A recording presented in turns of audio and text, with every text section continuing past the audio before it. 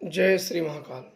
बहुत लोग सिद्धियां करते हैं, साधनाएं करते हैं या दैविक शक्तियों की कृपा भी प्राप्त होती है, पर उन्हें ये ज्ञात नहीं होता है कि क्या हमारे ऊपर या हमारे साथ कोई दिव्य शक्ति है, या हमें जो साधनाएं हमने की है, जो आराधनाएं की हैं, क्या हमारे साथ दिव्य शक्तियां चलती हैं, क्या हमारे ऊपर उन दिव्य शक्तियों की कृपा है। तो आज मैं कुछ संकेत बताऊंगा, क्योंकि आप लोग इस वीडियो के माध्यम से आप लोग बिल्कुल जान जाएंगे कि क्या संकेत होते हैं जो कि आप लोगों के साथ घटित हो रहे हैं कि नहीं हो रहे हैं। आप इन संकेतों को अगर ध्यानपूर्वक सुनेंगे तो अगर इनमें से कोई भी संकेत अगर आपके साथ है तो समझो आपके साथ दिव्य शक्ति चलती है। आपके साथ दिव्य शक्ति चलती है तो इसका मतलब नहीं कि आपको अनुभव हो ही जाए। कभी कभी हम उस पड़ाव तक नहीं पहुंचते हैं, अनुभव के पड़ाव तक नहीं पहुंचते हैं, तो अनुभव नहीं होते हैं, पर वो हमारी सुरक्षाएं करती हैं, हमारे साथ वो चलती हैं। बस उस समय के साथ साथ वो अनुभव गहराता जाता है, उनकी कृपा गहराती जाती है, वो अनुभव गहराता जाता है और हमारा उनका जो संबंध है वो मजबूत होता जाता है, शक्तियों का और अपना। तो आज इसी बारे में आप लोगों को बताएंगे और आप लोग ध्यान से सुनिए और ध्यान से समझिए। ये लक्षण अगर आप में हों तो बिल्कुल आपके साथ दैविक शक्तियों की कृपा है। पहला संकेत होता है, जो दिव्य शक्तियों की कृपा का पहला संकेत होता है कि आपका मन निर्मल होता चला जाएगा, स्वच्छ। जो आप सोचोगे कि भाई वो करना है, ये करना है, वो करना है, ये दुनिया भर के जंजालों से आपका मन धीरे धीरे विरक्त होने लगेगा और मन में एक शांति आने लगेगी। मन आपका शांत होने लगेगा, कहीं भी बात विवाद में पड़ोगे नहीं। और दूसरा जो संकेत होता है कि जितने भी गलत लोग हैं आपसे, गलत लोग आपसे हैं, उनसे आपकी नहीं बनेगी। गलत लोगों से आपकी नहीं बनेगी। वही लोग, जब शक्तियों की आपके ऊपर कृपा नहीं थी तो वही लोग से आपकी बनती रहेगी, और जब आपके ऊपर शक्तियों की कृपा हो जाएगी तो यह संकेत हो जाएगा कि उनका बात और आपका बात मेल नहीं खाएगा, आप दोनों में जमेगा नहीं। दिव्य शक्तियों में जब ये कृपाएं हो जाती हैं, जब शक्तियां आ जाती हैं तो उनमें से जमेगा नहीं।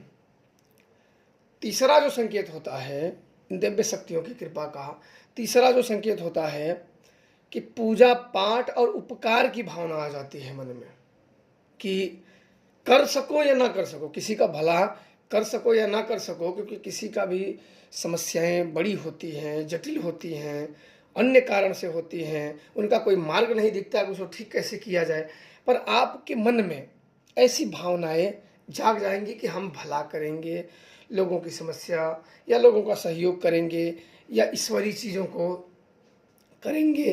तो तीसरा जो होता है उसके मन में ये उदय होने लगता है, उसके मन में ये भाव आने लगते हैं, करने की इच्छा जागने लगती है। इसके पहले वो इच्छा नहीं होती हैं तो उसके मन में ये इच्छाएं जागने लगती हैं कि हम ये करेंगे। अब होती है, अब चौथी जो आती है ये बहुत महत्वपूर्ण है। यही जो चौथी होती है यही लोगों को ज़्यादा मन विचलित करती है। चौथी जो क्रियाएं होती हैं, जो दिव्य शक्तियों के संकेत होते हैं, वो ये होता है कि आपका पूजा में और सीखने की इच्छा होती है और करने की इच्छा होती है। जब देवी शक्तियों की कृपा हो जाती है तो संकेत ये होते हैं कि और आपका मन पूजा भक्ति में, पाठ में लगने लगेगा, और ज्ञानी बनने का और जानकारी इकट्ठा करने का आप मार्ग ढूंढोगे कि हमें किस मार्ग से ये उचित और अच्छी शक्तियाँ प्राप्त हों, और वो आप मार्ग ढूंढते रहोगे। किसी न किसी बहाने से वो आप विद्याओं को, वो ज्ञान को अर्जित करने का प्रयास करते रहोगे और प्रयास कर लोगे। थोड़ा सा हर चीज़ मुश्किलें होती हैं, जो ज्ञान सीखा होता है इसे ना आसानी से किसी को नहीं देता है। आप भी बड़ी विद्या सीखोगे तो किसी को ऐसे नहीं दे दोगे। तो इसलिए वो सीखने की जो संकेत होते हैं कि सीखने की इच्छा प्रबल होती है।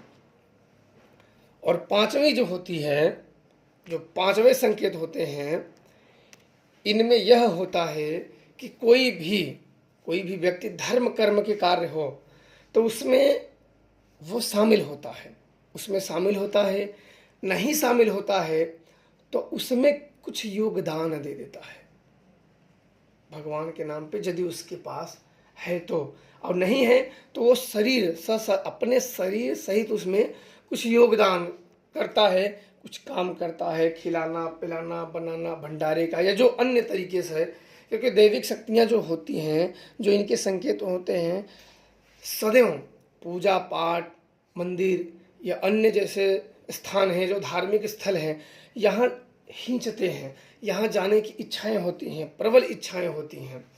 और लोगों से दूर रहने की साधना भक्ति तभी फलीभूत होती है जब अकेला रहा जाए, अकेले क्रिया की जाए। 10 से राय लेके, 2 से राय लेके, 4 से राय लेके जो क्रिया की जाती है उसमें सिर्फ षड्यंत्र होते हैं, उसमें सिद्धियां नहीं होती हैं। छोटा बुद्धि वाले को बड़ी बुद्धि वाला समझा देगा, अपने झूठ और फरेब का पर्दा चढ़ा देगा।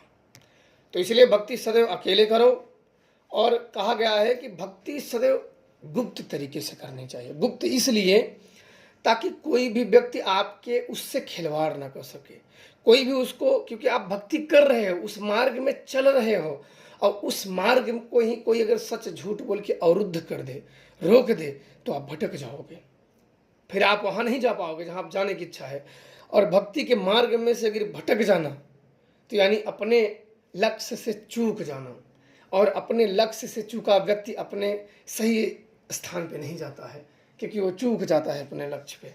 तो आप लोग इतना ध्यान रखिए कि किसी की बहकाव में आप स्वयं अकेले भक्ति करिए, कोई बात नहीं, गुरु ने आपको कोई बात नहीं सिखाया, कोई बात नहीं, पर इतना तो सिखा देगा कि महादेव की भक्ति करो, इतना तो कह देगा कि इतना भी नहीं करेगा। इसके अलावा दुनिया भर के चक्करों में मत पड़ो, अपनी भक्ति करोगे उसी से शक्ति आएगी, उसी से कृपा आएगी। ये शक्तियों के बहुत संकेत होते हैं, और ये संकेत अगर आप लोगों के ऊपर हैं तो आप लोगों के ऊपर बिल्कुल दैवी शक्तियों की कृपा है, और आप लोग इन क्रियाओं में धीरे धीरे आगे बढ़ेंगे, स्वयं ही आपके सामने आपका मार्ग सशक्त होता चला जाएगा। इसमें कोई ना तो भटकने की बात है ना कुछ, आपका मार्ग स्वयं ही सशक्त होता चला जाएगा, और आप अपने आगे ही सब कुछ होता हुआ देखेंगे। तो आप लोग खुश रहिए, प्रसन्न रहिए। जय श्री महाकाल।